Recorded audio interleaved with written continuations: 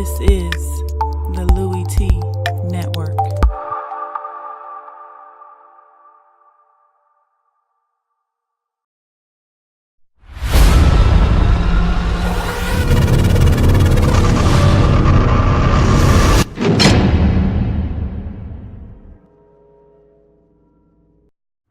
Who else could it be but me, your man, Louie T?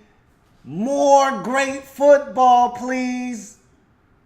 Lockdown coverage, week number 3 in the National Football League. Green Bay Packers. Go, Pack, go. Go, Pack, go. Taking on the Cincinnati Bengals. Bengals 0-2, fired their old offensive coordinator, Ken Zampese, promote Bill Lazor from quarterbacks coach to offensive coordinator. Would that give them the spark they need to go and get an improbable win on the road versus the vaunted Green Bay Packers? Packers coming off of a nasty loss, a lot of injuries and casualties in that carnage on Sunday night last week versus the Atlanta Falcons. Could they come home, right this ship, and get a big one right before a huge matchup versus their biggest rivals in the NFC North Division, the Chicago Bears, on a short week on Thursday Night Football? This turned out to be a big game. It turned out to be a great game in a long list of great games that we've had in week number 3. So much for this big talk of NFL football becoming boring. No offense. Saw a lot of points scored today. Saw a lot of good games today. And my second overtime contest of the day, I'd say we've had ourselves some great football. We're going to jump into this breakdown shortly. But first, if you haven't already done so, subscribe to the Louie T Network for more great content in 2017 and beyond. We're changing the game. I want you to help us do that by simply hitting the subscribe button and becoming a member of the Louie T Network. You can also follow me on Twitter. At In the Lab Room is the Twitter handle. I've also got accounts on Facebook and on Instagram. Those are in the discussion, along with my donation page that you can also use on PayPal to help this channel along. And so you are more than welcome to donate. I don't care how big, how small, I will take them all. I had somebody send me 10 cents, okay? Doesn't matter. It's the thought that counts, and I appreciate all of it. So with that being said, let's jump into this breakdown, all right? Start with the Packers with this dramatic come from behind 27-24 victory in overtime. Aaron Rodgers' first career victory over the Cincinnati Bengals, the only team in the NFL he had not defeated, and it took a lot for him to get this one. And this is a Packers team right now that they're still not clicking on all cylinders offensively. Now, let's start along the offensive line, because that's where it starts for most teams. You can't protect up front, as we saw across the field with the Cincinnati Bengals. You got to change some things up. We saw the Giants make an adjustment. We saw Cincinnati make an adjustment. And they're going to probably have to do the same thing here with Green Bay on a short week. Balaga re-injures the lower extremity injury that he had. I'm assuming he's not going to be able to go on Thursday night. They're probably going to be without their starting tackles yet again. And so if you ask me, Murphy got his ass whooped in this game. We'll talk about that here in a second. But in any event, you're going to have to make the adjustment of getting the football out of Aaron Rodgers' hands a little bit quicker. Right now, this elaborate passing game that we've seen from the Packers over the years, not going to work. And we've seen Aaron Rodgers, and this is why I don't worry when the line starts to break down and deteriorate in front of Rodgers, is because we've seen Aaron Rodgers without an offensive line before. We know that this guy can create with his legs, extend, and then find someone open like he did in this game in the latter stages. So I don't worry about him as much as I do some of these other quarterbacks that are limited mobility-wise, that need a line, like an Eli Manning, like an Andy Dalton, who actually is a better athlete than we give him credit for, but nonetheless needs protection up front or he's going to struggle. Aaron Rodgers can be a guy that can live without an offensive line, much like a Russell Wilson has done for the majority of his career in Seattle. So I don't really worry about that too much, but it still affects what you want to call as a play caller. Mike McCarthy is somewhat limited in what he can and can't call and what he can and can't expect from his offensive line. So it does change the dynamics of your offense. They still can't run the ball to save their life in Green Bay right now. I like Ty Montgomery. I don't love Ty Montgomery. Sometimes I feel like he's doing too much, and there's yards there to be got. Yeah, it'd be nice to get 7, but if this play is blocked for 4, then get 4. I don't need you to make 4 cuts and only pick up 1 or 2 yards. Get the 4 that this play is blocked for. Sometimes I think he does too much. Sort of like your punt returner, Trevor Davis. Is it me, or does it seem like Trevor Davis takes the longest to run nowhere? And he's got speed. I know he's fast, okay? But I swear, this guy goes nowhere faster or slower than anybody else with speed I've ever seen. Like, I feel like he catches it and he's moving in slow motion. He had a ton of space in this game on punt returns and did nothing with it seems like. But I digress. Back to this Packers offense. Murphy, your second-year man out of Stanford, he struggled. Boy, did Carl Lawson whoop his ass in this game or what. So you're going to have to chip and maybe keep a tight end in, maybe keep a back in, or at least chip on the way out. Moving forward, because he just can't stand up to solid or above average, because Carl Lawson, being a rookie, is a dynamic pass rusher. Really liked him coming out of Auburn, and he looks really good right now. If he stays healthy, he's going to be a problem for teams down the road, and he was a problem for Murphy and his Packers offensive line in this particular game. And so you're going to have to do some things there. The run game really isn't of much help to Aaron right now, and so it's really on his shoulders again early in this young season. It will be a huge help if you can get Randall Cobb back in this offense. You really missed him, especially on some of these third down situations where you just need a guy to win quickly, especially with your offensive line not being what it once was when this season first started. And so now you really need guys to win immediately so that Aaron can get the football out of his hands. I think if Cobb can come back on Thursday, that would be a huge help to this offense. Nelson was huge. Air Jordy was his normal big game playmaking self. 2 touchdowns in this game, none bigger than the one at the end to tie this game up.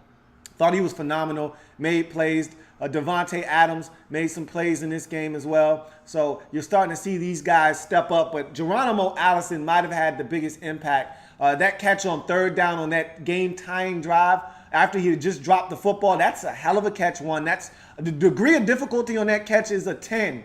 On a scale of 1 to 10, it's a 10. And he pulled it in with a D-back on his back. Great catch. The catch in overtime and the run, the subsequent run to follow was outstanding. He was phenomenal in this game, and he was a huge help to this Packers offense. And Packers, they got it done. It was not pretty. Aaron Rodgers throws a pick 6. Great job by William Jackson III picking that one off. Aaron Rodgers stared down his target. Great break on the ball by WJ3, and he took it the distance. And it doesn't happen often, especially at Lambeau. They said his last pick 6 was thrown in 2006. I said, what? Are you kidding me? It's been that long since Aaron Rodgers has been picked off in Lambeau and taken the distance, or just picked off in general and taken the distance. Just crazy to me. I also heard something, and I think I might have heard this wrong, or I think they said it wrong.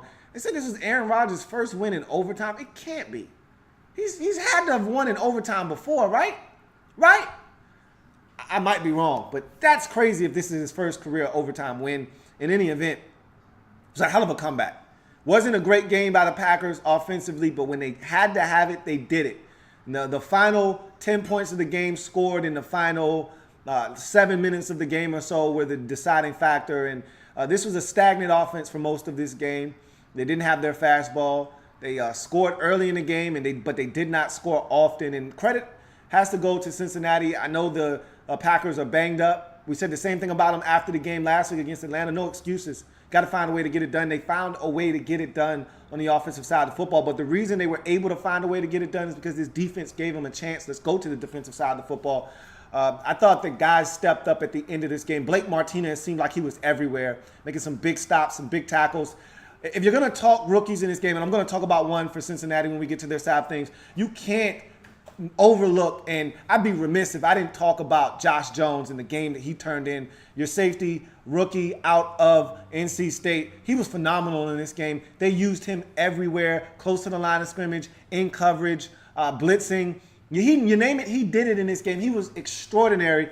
If they can get that kind of play out of him, when they get their defense healthy, you heard Tony Romo say this during the telecast, when they get their defense back, all of their pieces, mainly Daniels in the middle of this defense, and they get all their guys back healthy, this is a scary, scary team. When they get Nick Perry back, when they get Daniels back, this is a scary group if they can get Jones to play the way he played today. I've been impressed with Kevin King. I think that young fella is coming of age as we speak.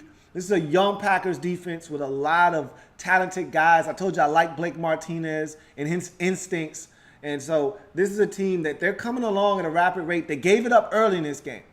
Okay, they allowed the Bengals to march it right down the field in the opening possession, but they started to tighten the screws up. They gave up 17, and we could take 7 of those out of the equation. That was surrendered by Aaron Rodgers on the pick 6. They gave up 10 in the first half.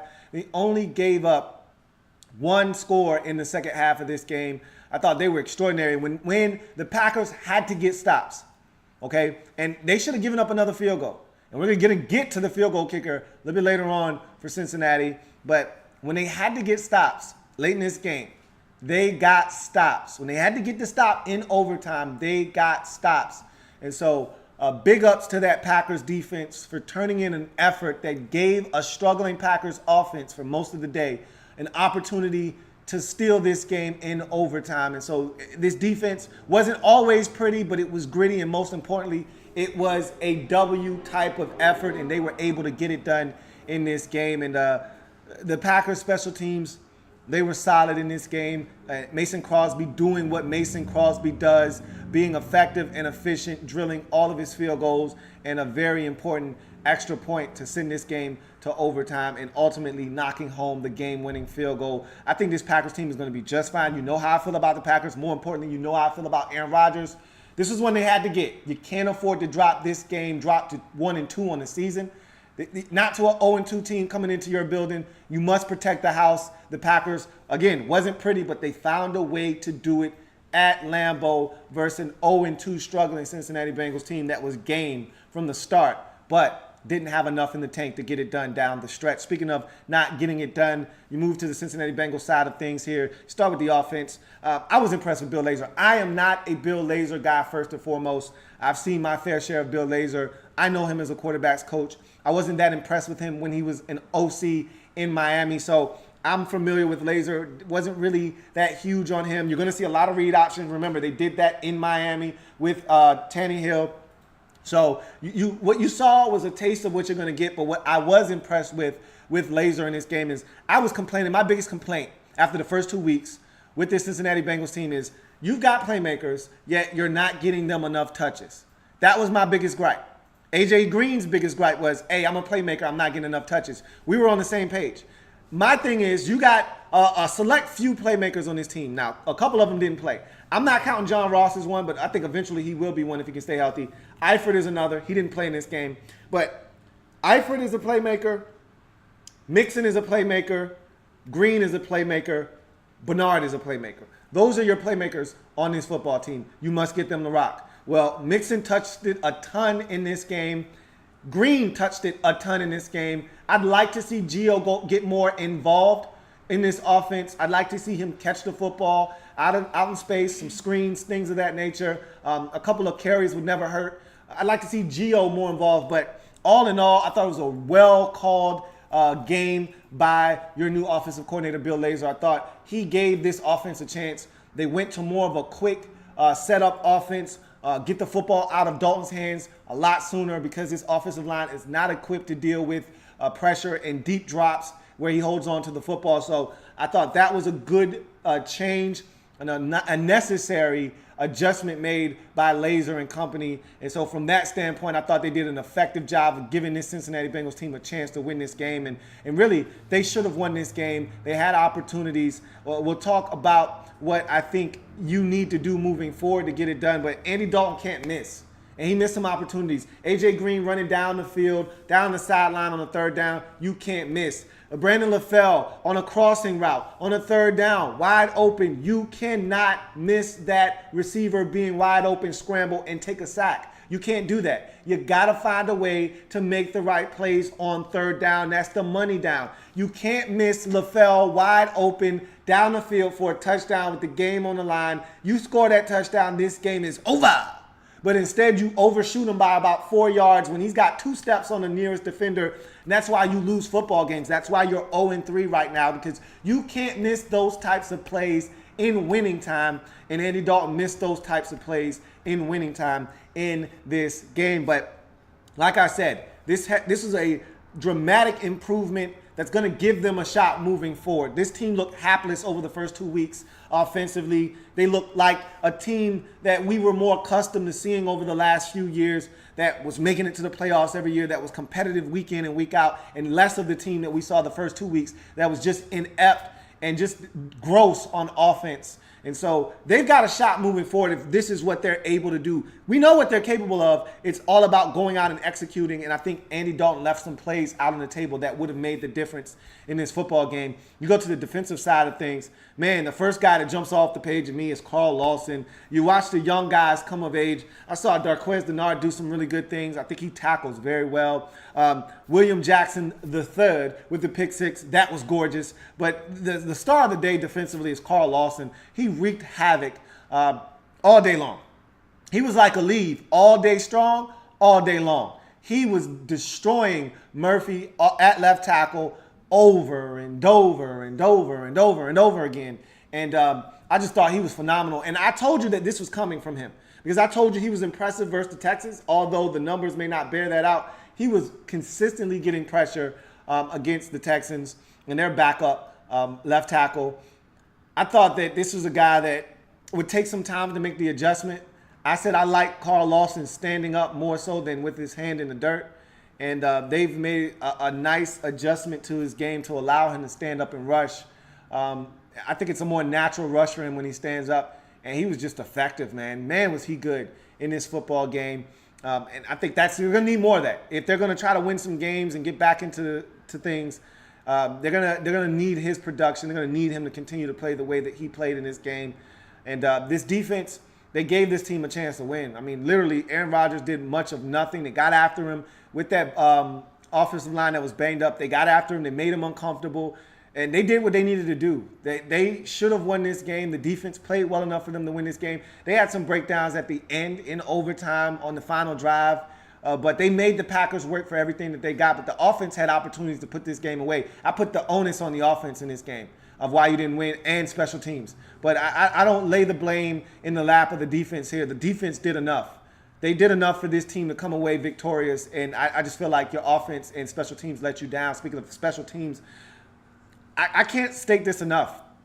Randy Bullock, although he's 4-5 on the season, I will grant him that. He's one of the worst kickers in the league. You know how I feel about Randy Bullock. This man has played on three or four different teams already. I know he played for the Jets. I know he played for the Texans. Was drafted by the Texans. Stunk it up there. Moved on to the Jets. Stunk it up there. Comes into Cincinnati. I felt like he stunk it up last year. How this guy is still employed by this Bengals team, I'll never understand. But for you to go draft Jake Elliott out of Memphis, who I thought was going to be your field goal kicker for the next, 5 to 10 years, and have him beat him out. And look, maybe Elliott wasn't kicking well in preseason, and maybe Randy Bullock looked better. I don't care. Randy Bullock stinks. And he's going to cost you ball games. And I knew it was going to happen today. And sure enough, critical kick. Could have put you up by 6 at the end of the game, because he hit another field goal that would have put you up 27-21. Instead, it was tied at 21, and his field goal made it 24-21. 24-17 instead of 27-17. Because he missed a kick earlier in the game that would have extended the lead out to his 10. So I knew he was going to come back to bite you, and this was a crucial game. If you could have got back to 1-2, as you heard on the telecast, every single team in this division lost, with the exception of Cincinnati at the time. So they had a chance to gain ground on every single team in the division. Next thing you look up, you're only one game out of Baltimore. You're ahead of the Browns now, and you're only one game back of Pittsburgh. Instead, he misses a kick, and it's not all on him, but he's a part of the problem, not part of the solution. He's a bump. You should have got rid of him. You should have kept Jake Elliott, who, oh, by the way, hit a 61-yarder to win the game for the Eagles. So there's that. But in any event, the offense, they weren't good enough. I thought they were much improved, but guess what? The bar was set so low that anything was going to be an improvement. And you had opportunities to put this Packers team away, and you simply didn't. The defense did enough, and you just didn't get it done. And that's unfortunate because you fought as hard as you could fight, and you should have come away with a victory. But instead, you're 0-3, and for all intents and purposes, your season is at a crossroads. It's done. To me, it's done. You're not digging yourself up out of an 0-3 hole. And there's only one team coming out of this division, and that's going to be probably your division winner, and you're not it. So this was an excruciating loss, but we're going to see the resolve in the fight from this team. We're going to find out what this team is made of because you're 0-3 right now. You can still change things around, and we're going to see how much fight this team actually has. What's the intestinal fortitude level of this football team in Cincinnati? Because at 0-3, it's easy to quit. Takes a hell of a lot more energy to fight and dig yourself up out of that hole. We're going to see if they have that in them to fight and try to find a way to make it back to 500 at some point in this season. That's where it starts, getting back to 500. You can't make a move in the right direction until you get back to 500. We'll see if Cincinnati is capable of doing that or not after this gut-wrenching 27-24 loss on the road in a game that they seemingly had. All they needed to do was make a play down the stretch. They simply could not do so. Let's get to some of your comments. We got a few minutes. We don't have a ton of time. My man, Brown Shoes T2 said before the game, he tweeted me and said, hey, look, a lot of upsets today. We can win. He says, I'm such a homer. I hate being a homer, but we can win this game. We're going to win this game. We're going to shock everybody. And I said, hey, look, man, y'all got a shot. It's not impossible. I said, it's just highly unlikely. And so he went into this game thinking they were going to win. And for about 3.5 quarters, he felt good about his chances. And probably down the stretch, once he knew the bad man had the football, he knew, okay, we're probably not going to win this game in regulation, but we can still win in overtime. And then once they punted in overtime, he probably said, we're going to lose now. And I feel for him, but that's just the way the game goes. Zenny Dragon says, hard-fought win for the Pack. Would like to have seen more from them, but hey, you can't do much with the impact injuries that they had. I agree. And guess what? A win's a win's a win in the National Football League. You take them any way you can get them, stack them up like bricks, and at the end of the day, we'll sort them all out at the end of the season. You don't care how you get them, what it looks like. No one is going to say 5 weeks from now, man, that was an ugly win, come from behind versus Cincinnati in week 3. Nobody gives a damn. All we're going to see is W on the schedule, and you're going to keep it moving, and that's all it's about. And the Packers found a way to get it done. Greg Brewer, good luck tonight. I appreciate it. We're definitely going to need it. One of our best players, Jordan Reed. Jay Reed, not playing tonight. That's going to sting. RG3 hashtag says, Packers wide receivers are too slow to get open. Not all of them, and they're crafty. They struggled a little bit today to create separation, but when it mattered, they made plays.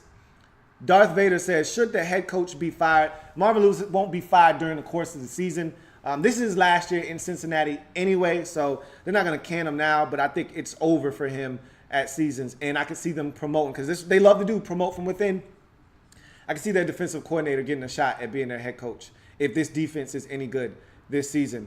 Cloud says, these picks this week are screwed, LOL. Yes, I know. The 1 o'clock games just did me in. And he started with Jacksonville and their nonsense in London, and it just trickled into the 1 o'clock hour, and it got nasty for a second there, man. I lost more games at 1 o'clock than I won games at 1 o'clock. So luckily enough for me, I swept the 4 o'clock hour, and now we'll see what I do tonight. I hope I'm wrong tonight because I picked the Raiders. I hope I'm wrong there, but it's a win-win for me. Either my boys come away with a victory and I'm extremely happy, or we lose and I win on my sheet. So either way, I feel good about how I'm going into Sunday night. But obviously, I want the win. Damn the win on the sheet. I want the win for the fellas. So we'll see how that goes. But in any event, that's going to do it for me here on Lockdown Coverage.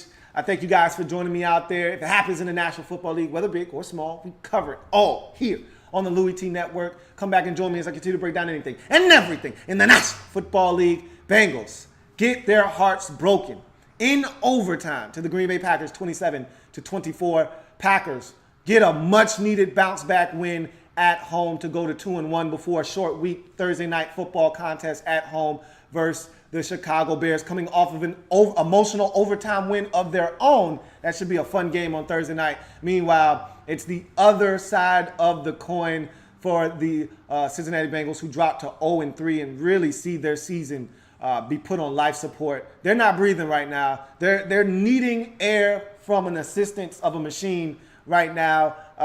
It's looking pretty bad. If we were to turn the machine off on their season right now, they're flatlining. And so 0-3 puts them in a really tough spot. We'll see how they bounce back, and we'll see what happens with this team and how tough they are mentally, because it takes a mentally tough team to come back from 0-3 to start the season. But this team is talented enough to do it.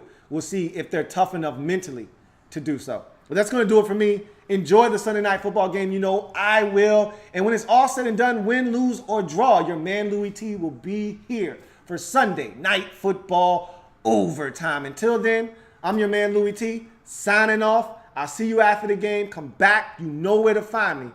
Enjoy the football. Have a good one.